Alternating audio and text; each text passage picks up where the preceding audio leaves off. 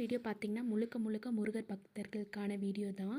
முருகருக்கு உகந்த மந்திரமான ஓம் சரவணபவ மந்திரத்தை 108 டைம் எழுதுறதுனால என்னென்ன பலன்கள் பார்த்தீங்கன்னா, ஒவ்வொரு எழுத்துக்கும் ஒவ்வொரு பலன்கள் இருக்குது.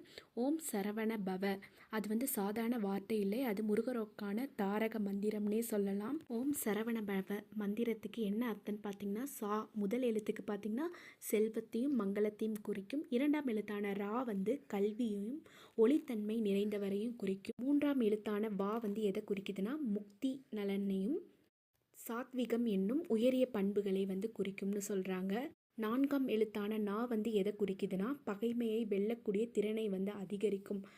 ஐந்தாம் எழுத்தான பா எதனை குறிக்கும்னா காலனை ஜெயிக்கக்கூடிய தாரக மந்திரமாக பா அமையுது. ஆறாம் எழுத்தான வா எதை குறிக்குதுன்னா ஆரோக்கியத்தையும் தரக்கூடிய எழுத்தாகவும் அமையப்படுகிறது. அது மட்டும் இல்லாமல் நீடித்த ஆயுளை தரக்கூடிய எழுத்தாகவும் வா அமையப்படுகிறதுன்னு சொல்கிறாங்க.